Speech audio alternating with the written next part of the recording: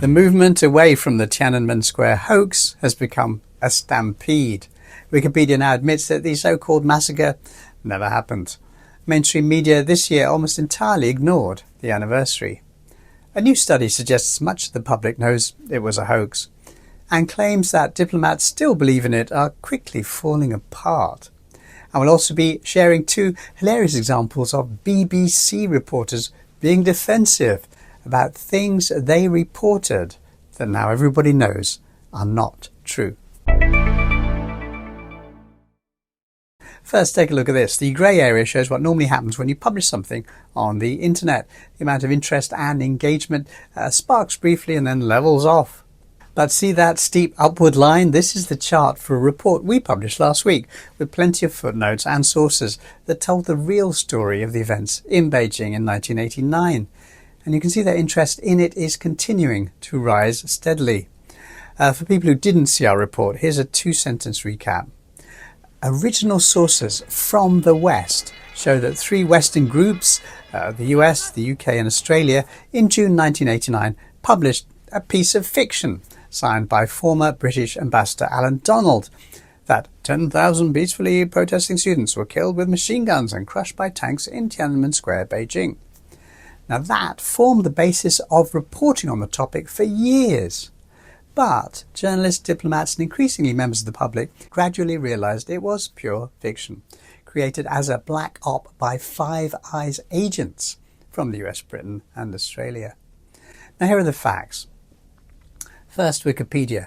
Although some mysterious anonymous Wikipedia editor will not allow the word massacre to be removed from the title, the text itself now describes the Alan Donald fiction, which has been debunked by all verified witnesses, including Alan Donald himself, as a disputed cable, and admits that in 2011, three secret cables from the United States Embassy in Beijing agreed there was no bloodshed inside Tiananmen Square. Second, most mainstream journalists now know that incident never happened. We can tell because they almost all now ignored the annual ritual of recycling the debunked story. Most of the reports this year came from known propaganda groups, such as Radio Free Asia and China Digital Times and so on. One exception I saw this year was Reuters, which printed a story that echoes the long debunked Alan Donald document. Here it is. But let's not blame Reuters journalists Jesse Pang and Yumo Lee. I know from Reuters' other staff, speaking off the record, that secret politicised interference in reporters' work comes from the editing level at Reuters.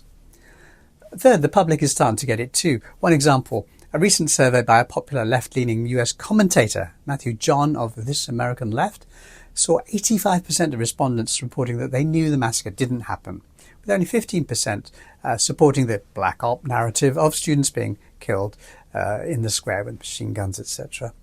Now, obviously, that's a limited survey of people who follow him, but we can't use big surveys because there are none.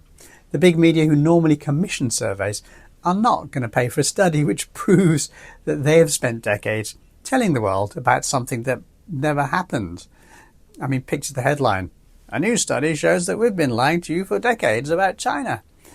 I mean, everybody in the world is going to shout back, we know. So it's better for the media to take the coward's way out and fudge the facts or just drop the story.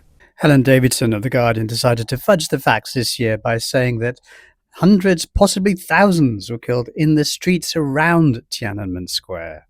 In fact, most of the deaths happened 5 kilometres away. Sorry, Helen. Still, as Sherlock Holmes pointed out, sometimes the fact that a dog is not barking is actually the biggest clue of all. So the omission of the massacre story is now the real story.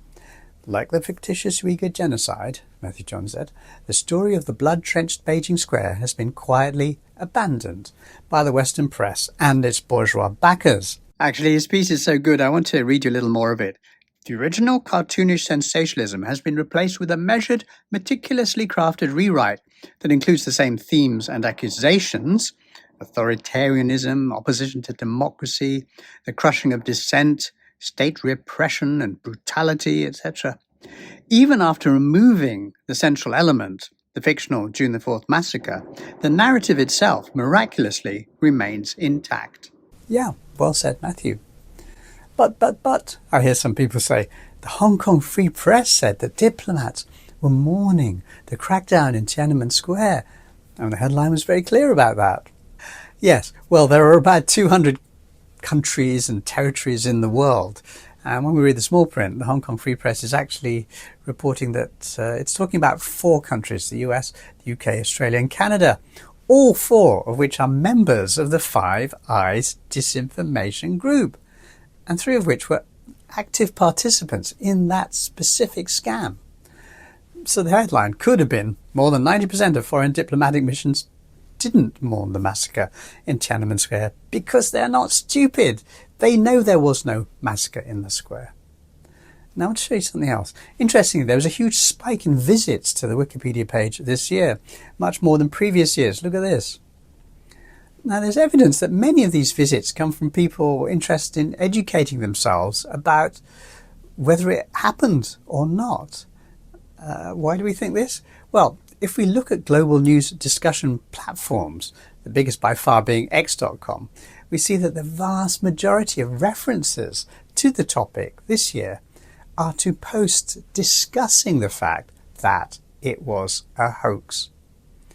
Also, our recent report with detailed footnotes, links and sources was seen by more than 300,000 people on various platforms.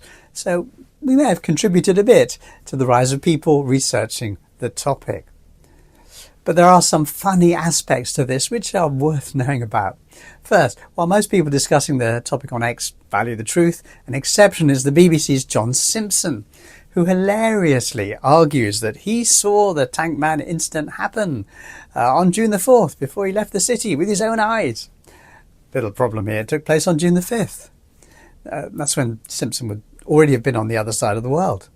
Now, if you point out this rather devastating fact to Mr. Simpson, however politely and gently, he blocks you. This tells us all we need to know about Mr. Simpson's core values. Second, the BBC's James Miles sat on the real story for years and finally admitted that there was no massacre on Tiananmen Square. But people tempted to praise him for this shouldn't miss the fact that Miles hilariously described the massacre story as one detail. Here's what he actually wrote. We got the story generally right, but on one detail, I and others conveyed the wrong impression. There was no massacre on Tiananmen Square. So here's what he's saying. Wall-to-wall coverage of the Tiananmen Square massacre for years was wrong in one detail. The detail being that there was no Tiananmen Square massacre. I mean, this is a bit like saying, for many years I reported that black is white, but I got one detail wrong. Black is not actually white. Now, many people have asked about our documents and sources. Here are 3 quick answers. 1, how do we know Carl Gershman was funding activities targeting Chinese students before all that happened?